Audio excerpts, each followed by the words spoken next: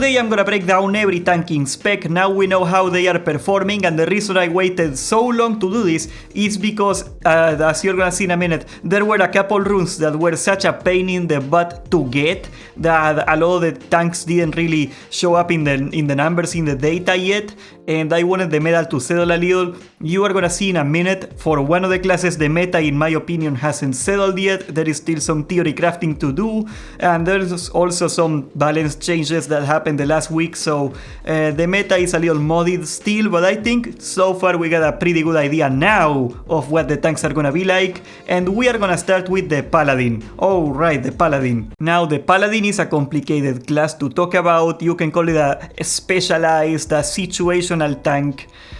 For the most part they are really good at one thing, and they suck at basically everything else. And okay, let's talk about the good things. So far their tankiness has been excellent. Most prot paladins are not even taking prot talents because they gotta go for consecrate on the holy tree, and that kinda sucks, but that means that their AoE threat is excellent. Also the reactive threat, as in the threat they are getting when they get hit, is still also excellent. There's also this talent that this is gonna sound really funny to you guys. There's this talent that they get more mana when they get healed. The way it works is that mana generation is still threat generated, so in this level, for whatever reason, that's way out of whack, and that means that if they are taking a lot of damage, they are pulling some crazy threat, and that is also the problem. They rely on taking damage to generate threat.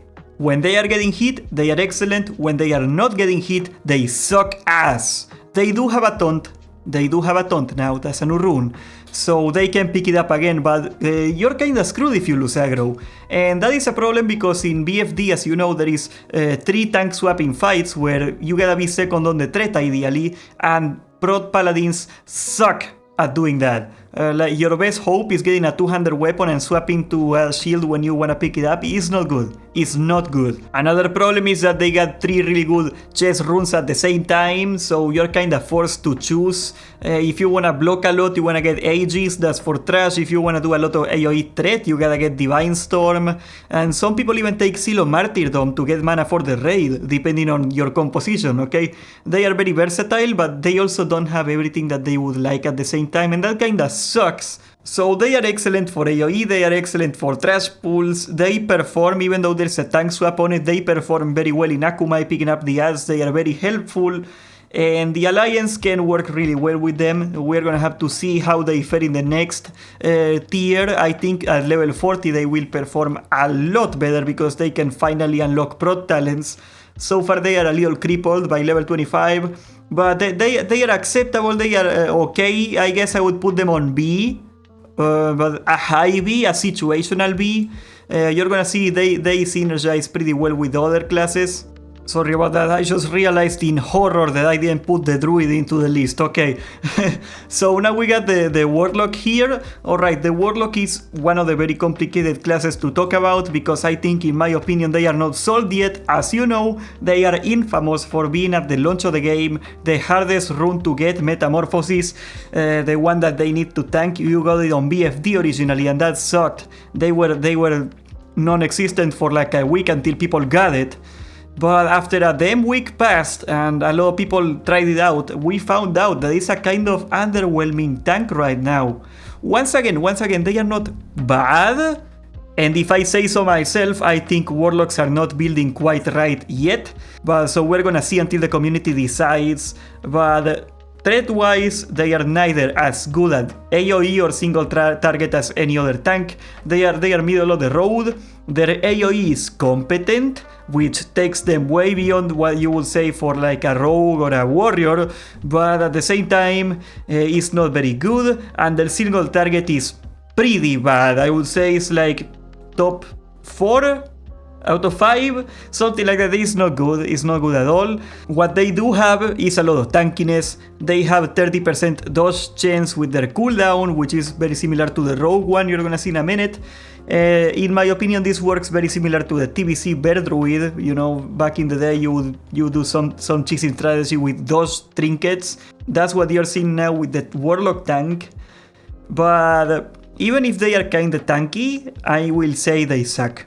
Sadly, so far they suck. They are undercooked, and with a little bit of tuning, they could get very well into S or A tier right now. Because the class design is not terrible. The class design is not the worst I've ever seen, but the numbers are not there, so we're gonna have to put it on B. And I say I'm putting it on B, open to the fact that I'm open to change my mind on this. I think there is a lot more theory crafting that needs to be done, but we're gonna have to wait and see. Now we got the Rogue. They are another deeply unpopular tank due to getting their tanking runes also was a massive pain in the butt. They pull this in single target threat. By some people, if they say it's the best, it's maybe not the best single target threat. I would give that achievement to the bear, but they are up there. They are really good at single target. The problem is that their AoE is 0. Not bad, 0. When you would look at something like a bear or a warrior that are considered terrible AoE tanks, they still have shout, they still have demoralizing roar, you know, they still have some AoE. The rogue has nothing. The other problem of the rogue is that they are all about avoidance. They got no HP, they got no armor or resistance of any kind, no damage reduction, and that makes them really crap. The analogy I was giving people on stream the other day is like, imagine you get a skinny guy like me, okay, you put me in a bunch of armor, and you get Dwayne Johnson to punch me, okay? It doesn't matter that I'm wearing a bunch of armor, okay? If I get hit, I'm gonna fall down, because I'm like a skinny tiny man, alright? That's the rogue. What do I mean by this? They can avoid a lot of hits, so they are on paper very tanky, on average very tanky, but all it takes is 3 unlucky hits in a row that they get hit for like a crit or something, 3 of those in a row and they die. I saw that a lot on streams, people dying randomly, and they are like, how did he die? He was full a second ago. That's how. Maybe he gets parry hasted the boss and the boss just one claps him.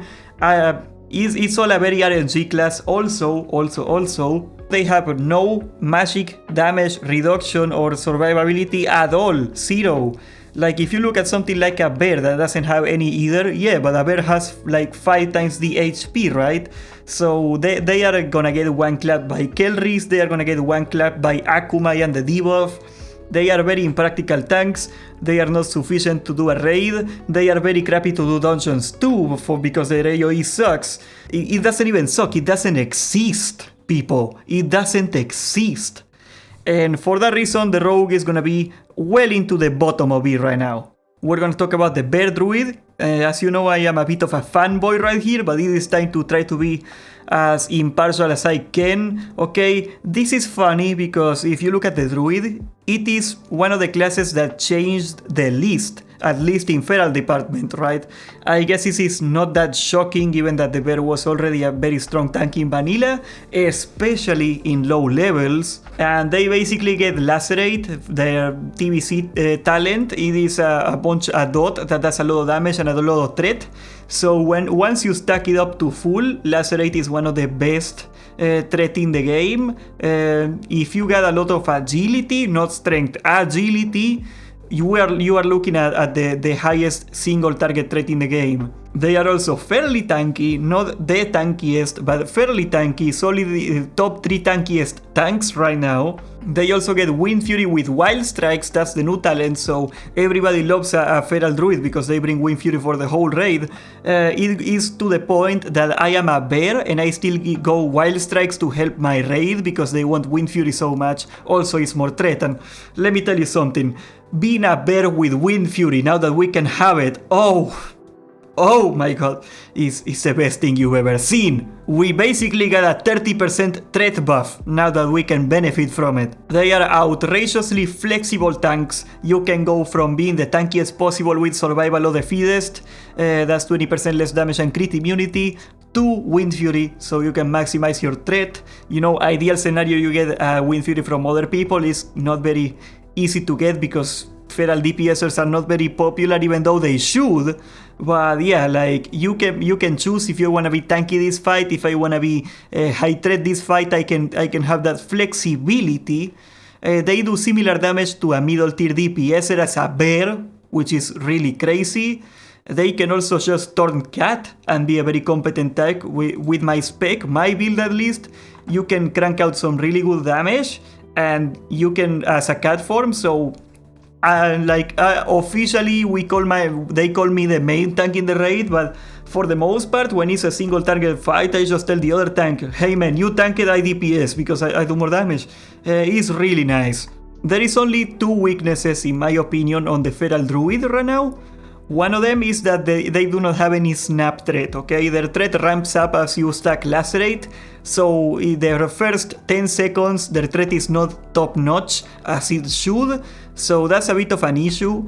And if you want to do a tank swapping fight, it's probably best that you have the other tank pull for you and then you swap into him, just so you can avoid having your raid slow down for 10 seconds because of threat, obviously. This is why all the top guilds are not going bear right now, even though they are on paper very good. The snap threat problem is a problem if you want to clear fast. And the second is that the AoE is pretty weak, okay? They do have some AoE, so they are not quite a rogue, but they do not have a shield, so they do not have access to shield spikes, and they only got demoralizing roar, which is very mediocre threat. So yeah, I'm gonna put them on A. They are very good, but they are not the best. That is not the case yet. Now we got the warrior. Okay, the warrior. They only got 2 changes that matter in my opinion. One is devastate. That's a TBC talent. It basically means that your Thunder Armor now does damage. I think that's cool. It increases their threat quite a bit, but it is not like huge. The other thing that they got, in my opinion, a very slept on thing, is their new threat generation rune, Blood Frenzy. When they get a bleed, they get rage. So rend and they are actually taking deep wounds to get another bleed for more rage. You can get a lot of rage. We're talking 2 rage a second for free basically, plus the damage that you can do with that. You can check out my guide on it from yesterday. I'm gonna put it on recommended or something. But anyway, warriors have a shield, which makes them very tanky, especially early on. They have shield block. That is one auto attack that they can survive for free with the block. So they are sorta crit immune right now, not quite, but sorta. They benefit from defense, which is something that the druid doesn't have, for example. Everybody loves comparing the bear with the warrior because they are very similar.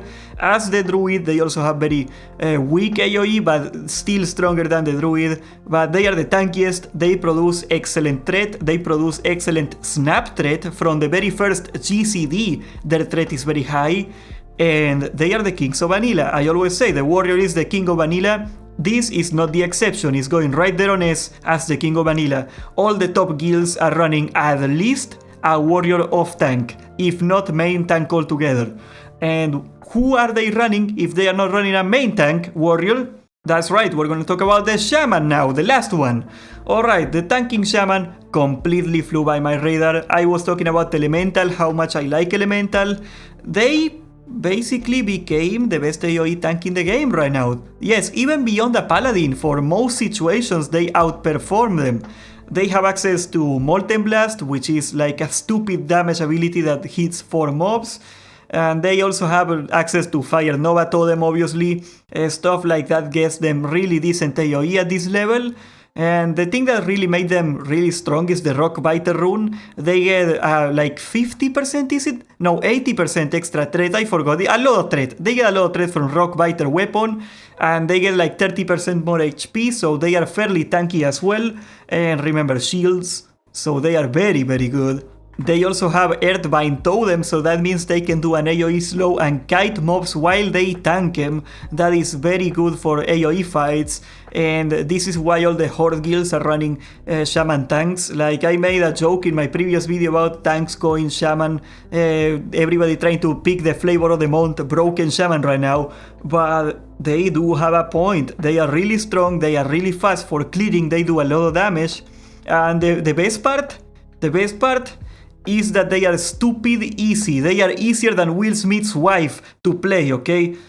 Their Earth Shock is a talent now, so all they gotta do is Earth Shock, and then because they split the cooldown, they gotta Earth Shock, Fire Shock, Earth Shock, Fire Shock over and over again. That's all they gotta do. and most of the threat comes from their auto attacks. You can't mess this up, homie. You can't mess this up. They also got like mana generation and a bunch of other things that do not come to play right now. They got a bunch of nice quality of life, a lot of nice buffs. But all you gotta know is that their auto attacks do a bunch of threat. They got a taunt, they are tanky as hell, they got excellent AoE, they are uncontested right now the best tank in the game. And I honestly do not see that changing. Something really strong has to come out the next tier for me to think that's not the case. Speaking of next tier, for all the people that are looking at this tier list right here and feel a little disheartened, I want to tell you that the meta is not that imbalanced. Like, the only one that I wouldn't play right now is the Rogue. If you're playing a B or A tier, I as personally as a bear main, I do not resent warriors and shamans for being better than me right now, because I do feel pretty strong. So I want to say that there's a couple classes that I want to predict right now. For example, the Paladin and the Warlock, I think they are going to get a lot stronger at tier 40. If you look at the talents of the Paladin, for example, they are locked out of any prot talent. They can only take Consecrate. That's a waste. So once they can have access to a little bit of both, they are going to become much better. What I want to say is that I do not see the Rogue getting any better. Honestly, the only way the Rogue can get better the next tier is that we get 2. That's right, not 1. I don't think 1 rune that would be good would be enough. They need 2 good runes to come out next year for them to even stand a chance at being a good tank right now. That's how undercooked the Rogue is. The Rogue is a mess. It's not a tuning problem, it's a complete class design problem. And that's gonna take a long time to solve. People are saying, what if they get Cloak of Shadows? Maybe. What I would like to see is an HP bonus of some kind, because they really suck. And if you don't wanna suck, you better subscribe, leave a like, join the Discord, and thank you for watching.